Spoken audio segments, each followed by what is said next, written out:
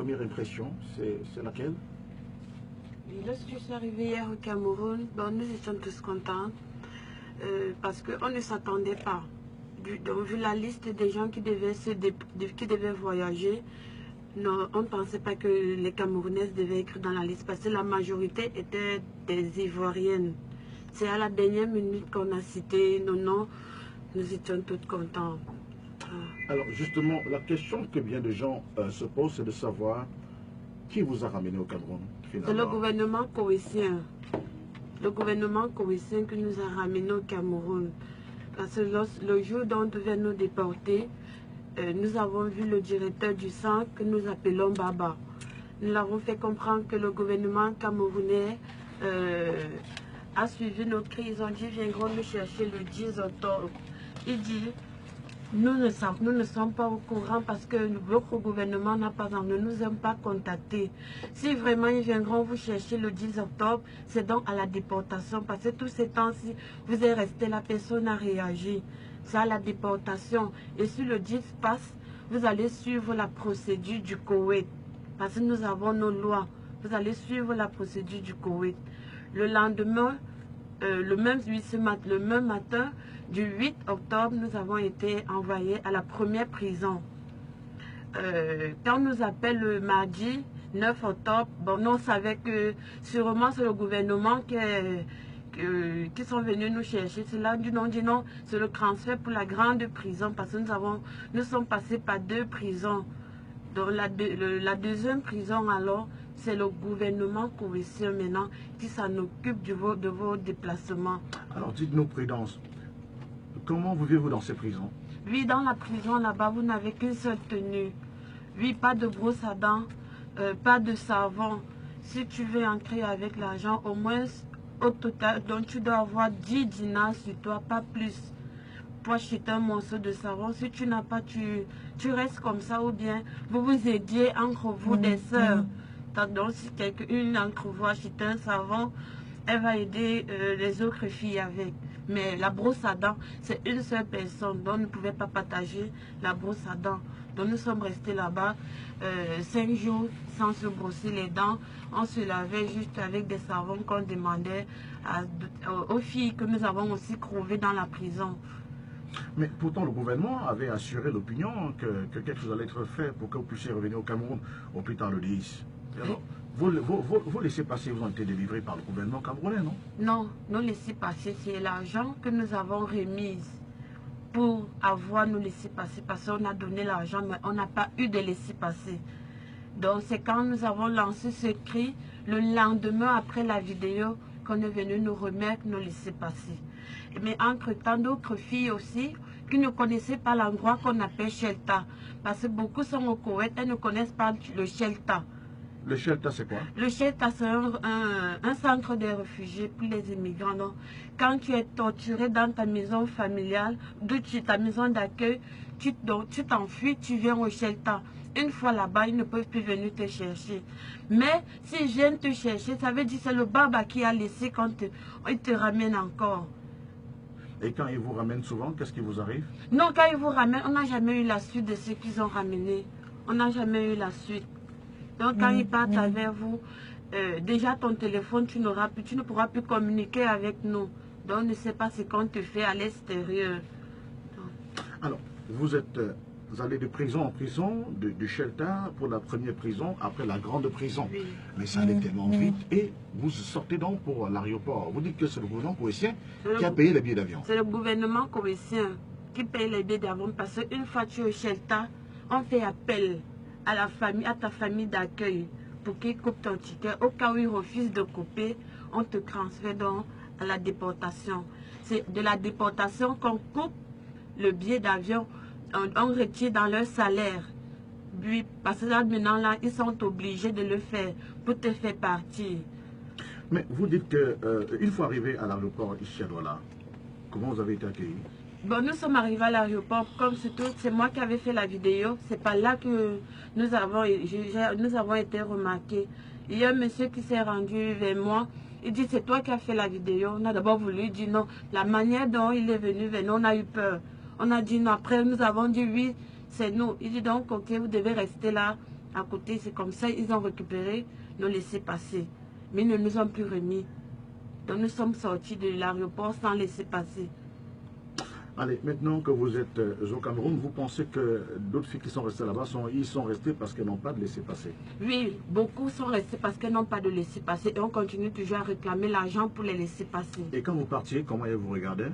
Bon, quand nous sommes partis, elles ont d'abord beaucoup pleuré parce que la séparation au shelter n'est pas facile. Elles ont on pleurait tout ensemble. Elles disaient, au cas où vous partez, n'oubliez pas, pensez aussi à nous. Continuez à lancer des cris pour penser à nous. Parce que si tu n'as pas de connexion dans ton téléphone, tu ne peux pas communiquer. Mais justement, Prudence, et elles sont restées larmoyantes, vous regardant partir. Et puis, maintenant, comment ça va se passer pour elles? Ils vont faire la même procédure. Mais le problème se pose au niveau des laissés-passer. Elles vont aussi passer par la prison. Donc il faut des laissés-passer pour elles. Il y a celles qui ont travaillé une semaine, n'ont pas eu de salaire. Elles ont travaillé une semaine, on les a chassées. D'autres, c'est ta famille qui vient te laisser au shelter. Allez, maintenant, dites-nous, comment vous retrouvez-vous au Koweït? C'est ma grande soeur qui m'a fait part parce que moi j'étais en Guinée équatoriale. Je suis revenue en décembre pour venir prendre des congés ici au Cameroun. Que faisiez-vous en Guinée équatoriale? En Guinée équatoriale, je travaillais pour les Libanais dans leur restaurant. Et donc j'étais bébé. Donc avec les bruits qu'il y a eu en décembre là-bas, je me suis enfuie aussi pour revenir au Cameroun. Donc c'est de là que ma grande soeur m'a fait part du réseau du Koweït. Selon elle, que c'est sa voisine qui est allée là-bas et les gens lui demandent aussi d'autres filles qui veulent venir. La fille a dit c'est bon, ça se passe très bien là-bas.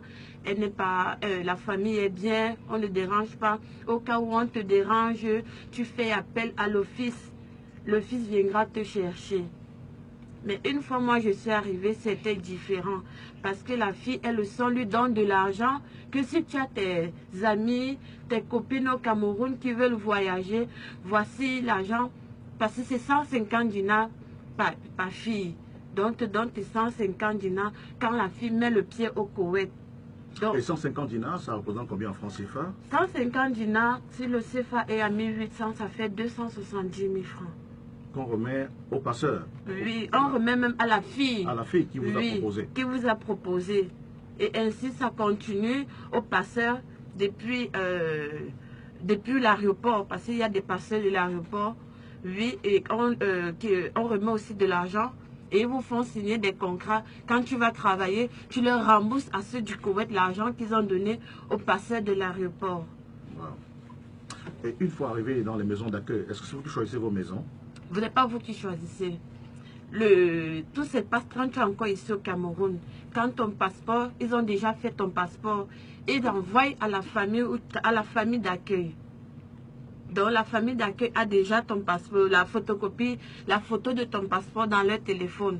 Oui. Donc quand tu arrives déjà à l'office, tu passes d'abord, tu dors, parce que tu vas travailler le même jour que tu es arrivé. Ah bon? Oui, le même jour que tu arrives, c'est le même jour. S'il est 22h, 22h que tu vas travailler. Même pas le temps de repos? Donc, moi je suis arrivée à 7h. Lui, l'office était venu me chercher à l'aéroport à 7h parce que c'est aussi depuis l'aéroport du Koweït qu'on vous confisque les passeports. On remet à l'office. Donc c'est l'office qui remet, donc c'est comme ça la démarche des passeports. L'office remet ton passeport à la famille d'accueil. Donc quand tu veux, ils te font dormir, dis, dors un peu parce qu'aujourd'hui tu commences le travail. Alors maintenant, le passeport est remis à la famille d'accueil, vous êtes embarqué dans cette famille d'accueil? Oui, dans la famille d'accueil, maintenant, quand ils viennent te chercher, ils remettent une somme d'argent selon ce qu'ils se sont entendus avec l'office. Oui. Ils remettent une somme d'argent pour que tu ailles maintenant chez eux. Et l'office ne connaît pas où tu vas. Ils ne connaissent pas la ville où on t'amène. La maison où tu vas, ils ne connaissent pas. Lorsque tu appelles pour te plaire, ils disent, tu es où? Tu es où? Pourtant, tu ne sors pas. Tu ne connais même pas, tu ne peux pas dire la rue, le bloc, le numéro de la maison parce que tu ne connais pas. Eux-mêmes, ils ne connaissent pas où on va avec toi. On va te tuer, bon, ils ne connaissent rien. Mais Et quand on vous amène comme ça, vous devenez quoi plus tard? Quand on nous amène là-bas, quand on nous amène comme ça, ils nous récupèrent. Et parfois, de certains récupèrent les téléphones. Parce que moi, à mes débuts, ils ont récupéré le téléphone. Ils ont dit, je dois travailler dans la maison pendant 2 ans. Et ces 2 ans-là, je ne peux pas avoir le téléphone. J'ai dit, je préfère que vous me rapatriez. Je préfère que vous me renvoyiez au Cameroun que de rester travailler avec vous sans mon téléphone. Parce que c'est avec ça que je communique avec la famille. Ils disent, non, c'est pas ce que... on s'est entendu avec le fils. Je dis, moi aussi, c'est pas ce que le fils m'a dit avant mon arrivée ici. Ils ont dit les téléphones et au cas où il y a un problème, tu peux faire appel à l'office. Et quand ils te font parler avec le fils, ils ont la traduction dans leur téléphone parce que c'est avec leur téléphone que tu parles à l'office. Oui. Ils mettent la traduction. Donc quand tu parles en français, ça les traduit déjà dans leur téléphone en arabe. Donc même si tu dis là que tu vas fuir, ça devient déjà un danger pour toi parce qu'ils vont lire, ils vont tout écouter. Et maintenant, qu'est-ce qui arrive lorsque vous travaillez 2 ans après? Est-ce que vraiment ils vous renvoient au Cameroun avec beaucoup d'argent? Non, quand tu travailles, ils doivent te payer parce que c'est le fils d'abord qui nous met en erreur. C'est le fils. Ils doivent te payer chaque fin du mois. Si tu es arrivé le 8, ils doivent te payer chaque 8. Maintenant, le 8 arrive, ou bien la fin du mois de leur salaire arrive, on ne les paye pas. 2 mois, 3 mois, 4 mois, on ne les paye pas. Et quand tu appelles le fils dit non, il faut juste finir tes contrats, tes 6 mois de contrat. Pourtant, la maison où tu travailles parle de 2 ans. Le fils, il te parle de 6 mois de garantie. Et comment se passe le travail là-bas? Ils sont gentils avec vous? Non, le travail là-bas, quand nous arrivons, ils disent d'abord que nous sommes monkeys, Africa monkey, donc nous sommes d'abord des singes. Ils ne nous touchent pas parce qu'ils disent que nous sommes sales. Donc si tu donnes une bouteille d'eau, ils ne tiennent pas la bouteille d'eau là avec le lotus. Ah bon? Oui, parce que ta main a touché. Ils tiennent cette bouteille d'eau avec le lotus, le verre avec le lotus, le plat avec le lotus. Parce que c'est ta main qui a touché. Incroyable. Et puis, on m'a dit que là-bas, certains filles subissent des sévices. Il y a des filles qui se plaignent. Maman, je suis fatiguée, j'ai trop travaillé aujourd'hui, je dois me reposer. Non. Quand tu essayes un peu de jouer, de jouer au dur, d'aller te coucher, quand ils viennent t'appeler, ils te tapent d'abord. Ils te tapent correctement. Ils ne vont pas savoir si c'est sur la tête qu'ils t'ont frappé. Ils tapent sur toi. Ils tapent avec quoi? N'importe quel bâton qu'ils vont prendre, ils vont te taper avec. Parfois, c'est avec des mains. Même quand tu es courbé en cuisine, tu es en train de travailler, tu ressens déjà, ils frappent sur toi. De travail vite. Pendant que quand tu finis de laver le sol, ils prennent le Kleenex. Pourtant, ils marchent avec des chaussures dans leur maison, ils prennent des Kleenex, ils disent, regarde, tu n'as pas bien lavé, recommence en toi à laver la maison. Et les hommes là-bas, est-ce qu'ils se conduisent bien avec les femmes africaines? Non, pas du tout. Tous sont pareils là-bas, hommes comme femmes. Et si tu as maintenant cette marche de tomber dans une famille où, parce que beaucoup de nos sœurs subissent des violences, comme d'autres ont dit, il y a des filles enceintes, ce sont les babas, dont les patrons, oui, qui les violent, elle tombe enceinte, et une fois qu'ils constatent qu'elle est enceinte, ils chassent la fille. C'est comme ça qu'elle peut rester au shelter, elle est enceinte, elle ne peut pas bouger, parce qu'au shelter, on te fait un test de grossesse. Et on regarde si ça vient d'un arabe, ou bien si ça vient d'un africain. Quand ça vient d'un arabe, tu vas rester au shelter jusqu'au jour où tu vas accoucher. Ils récupèrent l'enfant. Après, maintenant, ils vont te rapatrier et ils restent avec l'enfant. Et quand c'est un Africain? Quand c'est un Africain, quand ils vont faire tes papiers, parce que même avec le bébé, parce qu'il y a des filles qu'on a trouvées en prison là-bas avec les bébés. Les nouveaux-nés d'1 mois, 2 jours, ils sont là-bas en prison avec leur maman. Quand c'est un Africain, on fait aussi les papiers à ce bébé-là, pour que vous rentrez ensemble. Alors, maintenant que vous êtes au Cameroun, que comptez-vous faire de votre vie? Maintenant que je suis au Cameroun, il faut que je dépose les dossiers pour commencer le travail ici. Donc c'est ça, il faut que je trouve d'abord ce que je vais faire. Prudence est avec nous dans cette émission, mesdames et messieurs.